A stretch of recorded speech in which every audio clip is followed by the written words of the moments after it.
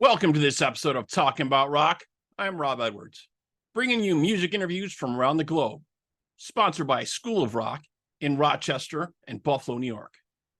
There they have the most revolutionary music school in the world. From young children to adults, they have a program for you. You can sign up for a free trial lesson on their website and start rocking your future today. Here you can listen to all our previous interviews always. They're always available wherever you get your podcasts on all the streaming platforms. And you can subscribe to our YouTube channel as well. Follow us on our social media at Talking About Rock.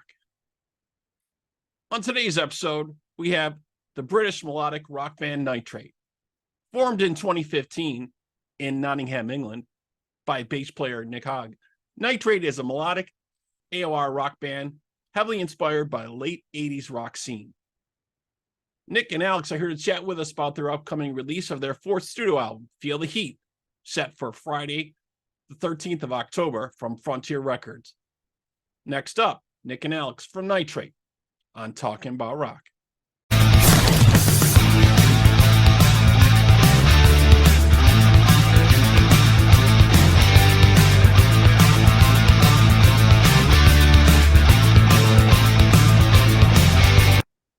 All right, we now have with us Nick and Alex from NITRATE. How's it going, guys? Hi, how you doing? How you doing, Rob? Good. So I've been listening to the preview of the new album, Feel the Heat, and which to me is a great follow-up to 2021's Renegade. I don't know, Nick, what were your thoughts about putting this together? It's just a follow-on from the last one. We've got a new sound, I think, from the first two albums, and that's where we want to sort of take this band more into the AOR, perhaps than before. It's got a good 80s nostalgia with it, and we've capitalized on the sort of cyberpunk futuristic artwork, and we've rolled with that again. Yeah, that was very, very cool. So let's go back a little bit. So going back to 2018 for The Real World, you brought in Rob Wild to get the project started up and to do some songwriting. Tell us a little bit about that. It was I was friends with a band called Vega, which Tom and James were members of. And I was looking for someone to write some songs with, and it was just more of a hobby. And they got me in touch with Rob, who was living in Nottingham as well. And we went into the studio and started writing some songs together.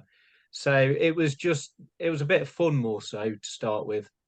The style of the first couple of songs was probably what was current at the time, and then I think on the third song we wrote, it had a bit of a Def Leppard feel to it, and we both are massive sort of 80s hair metal fans and Def Leppard fans, and from then on we started writing some more songs, but we gave it that feel, that sort of 80s nostalgic feel. Excellent. So it started off as, something that we were just doing for a bit of fun, and the songs just kept coming. And I sent it out to a couple of record labels when it was done, and we got signed by Melodic Rock Records. And at the time, Rob was starting up Midnight City, so he was the original vocalist on. So we decided that I would get another vocalist in, and I was a massive fan of Sinatra, and I contacted via Facebook Josh Menon from Sinatra, and he agreed to be the vocalist, and Real World was born. Continued writing with Rob for Open Wide. We went very hair metal with that album. Right. And you had some personnel changes on that one too, right? You kind of mixed it up a little bit. Yeah. Like you're saying you had you added a new singer, I think, too, right? Yeah, Phil Lindstrand from Sweden. He took over the vocals. As I was friends with Vega, Marcus, the guitarist from Vega, did the solos. Pete mixed it again, Pete Newdeck, and Rob did the rhythm guitars, and I did the bass for that. So it was more of a project to start with. So I think until Renegade came along, it became more of a band. Right. Well, you were That makes getting sense. some best of year accolades just for Open Wide, but then when Renegade came out, it was definitely a big breakthrough for you guys as well. You did a lot of great stuff with that. I think the album sold out of print, right? Yeah, I think Renegade Yeah, it did. was the game changer, wasn't it, Nick? Really? Yeah, definitely. So Tom and James came aboard, helped produce the album, did a lot of the songwriting with me. Rob was still on board and did a few of the songs off that track. Oh, sorry, off that record. And yeah, we just changed direction completely. Looking at more bands such as FM, bit of rock set, very Def Leppard influenced.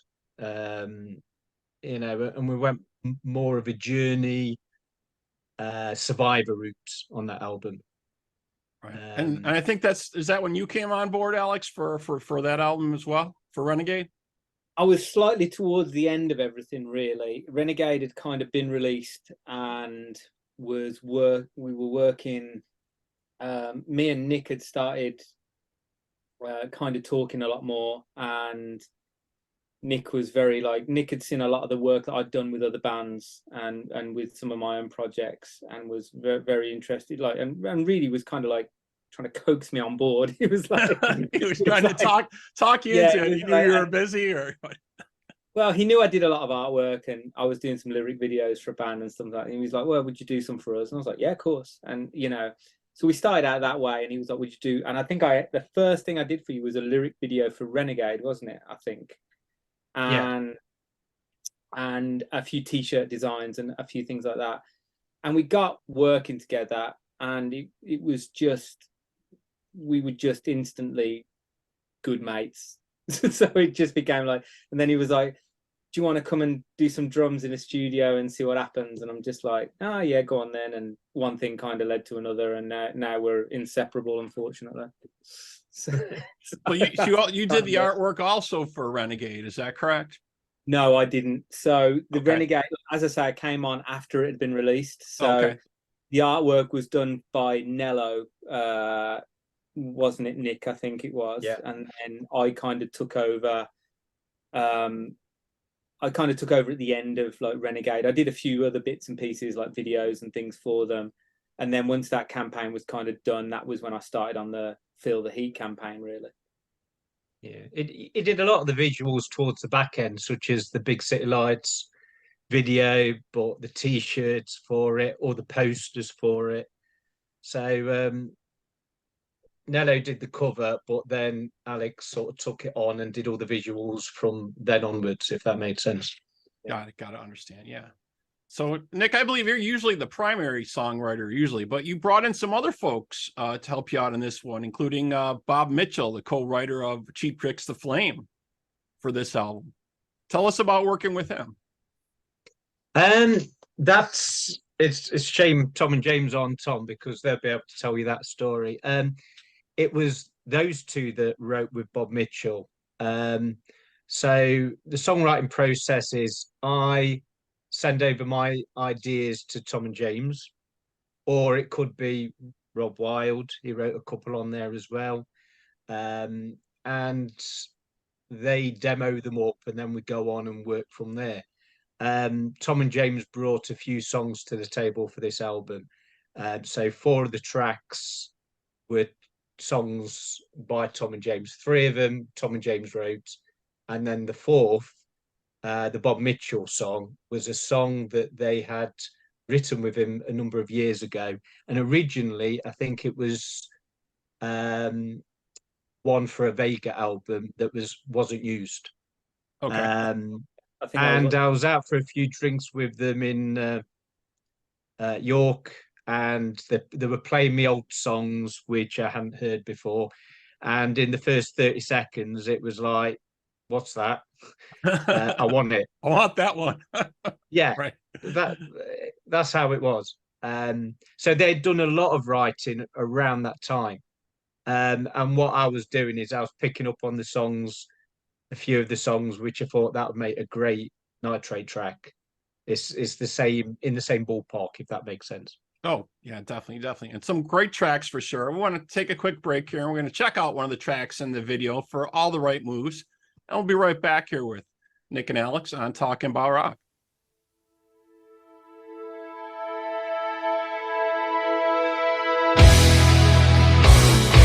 Well, yeah.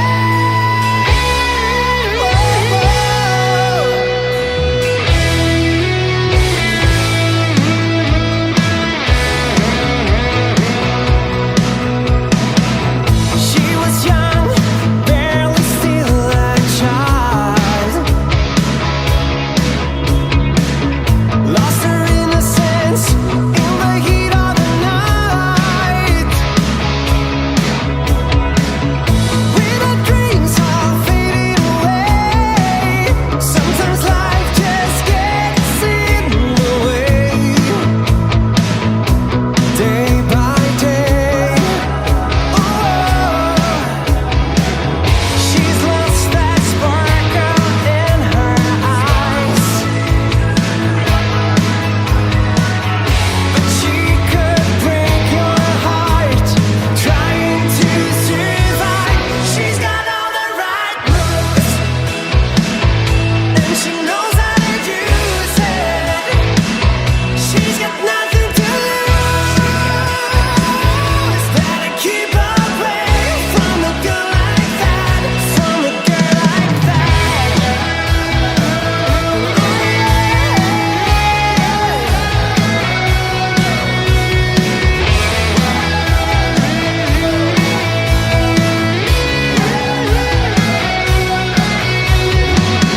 Fast cars go cruising down the one-way street.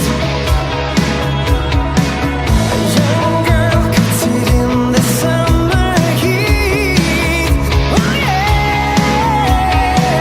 she's lost that sparkle in her eyes. She's got all the right moves, and she knows how to use it.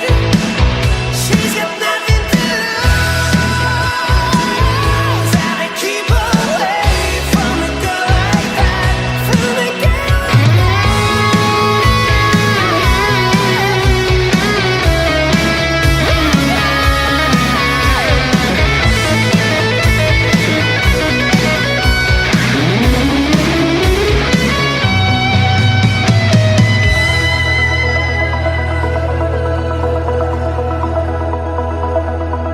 She's got all the right moves.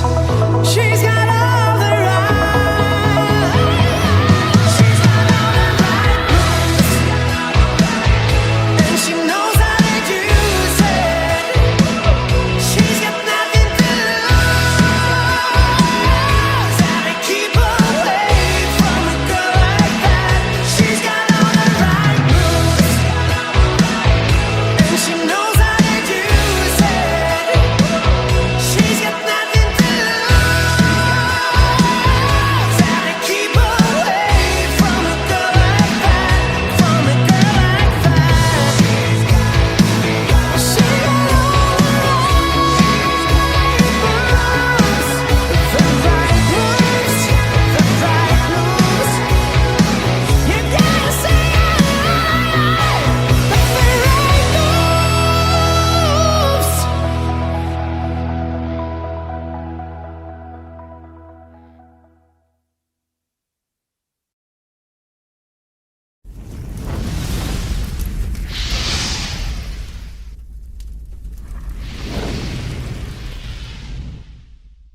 Okay, we're back here on Talking About Rock with the guys from NITRATE. So you guys, you talked about this a little earlier, Nick. You guys are really influenced by, you know, you mentioned Def Leppard, I think you have said on interviews, Europe, Journey, Bon Jovi. Any talk or anything about any maybe collaboration with any of these guys or anything going on in the future? Any hints of anything happening with any of those? I mean, Journey is on your label, right? It is, yes. Obviously, that would be a bit of a bucket list. We did one of. I mean, I'm a huge Paul Lane fan. I think everything he does, I've got. So it was a big bucket list moment for me when he did the backing vocals to All the Right Moves, Hurricane, and Big Time as well. So yeah, I'm up for collaborations. I'm up for people appearing on our records. So yeah, because you never know now. You get people featuring on stuff all the time, popping up here and there. So I just figured I'd throw that out, Jeff. If you had maybe something you maybe talking about, we'd love to hear about first on Talking About Rock. So yeah. Excellent. So back to you, Alex, a little bit. We talked a little bit about the artwork a little bit, and you don't just do artwork for NITRATE. You're working with some other bands also doing artwork as well. You were telling me about, right? Yeah. So basically, I'm a bit of an all-rounder, so I do a bit of everything. So we do videos and logos and artwork for bands, for labels and stuff like that. So yeah, I've got a few things on the go at the moment. A couple of Frontiers releases. I just did as Nick mentioned before, Tom and James, who were in Vega. We've just done the latest Vega release as well, Battle Lines, which is also on Frontiers. Right. So it all very, very friendly and pally, and we're all good mates, and we all just tend to help each other out, really. I think is more often than not. So yeah, loving it, to be honest, at the moment, doing lots of artwork. Very cool. Very cool. It's always good to have folks you can collaborate. Right in the house, it makes things a lot simpler too, for sure. So another thing I like to ask musicians all the time, because some people don't hear this, is like, do you have any preferred gear or setup or effects you use or things like that? Nick, do you have anything like you have a go-to bass or go-to amps, or do you kind of check out the new technologies coming out? Or yeah, I'm lucky to be endorsed by Sandberg for the bass. So I've got a couple of Sandberg basses. nice. If you can see that. I happen to have one right here. Yeah. So bass wise, there's that. I play Charvel guitars. Rich, the lead guitarist, one of the lead guitarists in the group, plays Charvel as well. So we're big Charvel fans. Oh, Alex, drums. Yeah, I was going to ask Alex, you up next. What's your go-to drum setup and cymbals? Cymbals are debate a lot of times, I know, in drummers. I know everyone does this. They either say, "Oh, is it Sabian or Zildjian?" It's Right. That's the debate. it's definitely Zildjian. I mean, again, I was lucky enough to have endorsement with Pearl. I actually haven't been in touch with them for a while, so I better get in touch. But yeah, Pearl and Zildjian for me are my go-tos. Although, there's no right or wrong in this industry for the record or for whatever we're doing. I've got a really nice Ludwig snare that I use, and I actually use DW pedals. So there's a few little bits and pieces that, you just go to different brands for different spices and things. Right. Yeah, I've noticed musicians have said that. Sometimes they'll experiment with a little bit in the studio. Maybe you want a little bit of a different sound or something. So you might try a little something different in there or set up something a little differently, for sure. Yeah, last record I did, I think we tried out like 6 or 7 different snares just to get the right one. And then we'll probably end up triggering it anyway, right? So we just got to figure, But yeah, like there's loads. I mean, there's so much gear out there to use now. There's so many different choices that you've got. It's but it's integral to the sound. It's integral to what you get. And I mean, the new record is it just sounds absolutely fabulous. It does. The production job was great on it. It really captured that 80s AOR feel that you wanted to capture. I think you guys did a great job for that, for sure. It was actually Tom and James's first mix as well. Oh, really? So, So it went they from need mix to master pretty quickly. They yeah, so it was the first time that they had actually mixed an album. So, you've got to give them credit for the sound that they produce, first off. It is just incredible. I mean, they've got a lot of years of experience. So, like, in one way, they've been kind of ramping up to this for many years, and have absolutely massive experience with studio engineers and producers, with Vega and with all the other stuff that they've done, and the co-writes that they've done. But yeah, it was absolutely stunning the way they just focusly pinpointed the exact sound that they were after and just got it down. And like you say, it did go from, I remember like the mixes were coming in and I was just like, these are just incredible. And then it was almost like, yeah, well, it's mastered now, it's done. Yeah, I mean, usually that takes like a couple months, usually at least, right? I mean, yeah, and that's a fast track usually.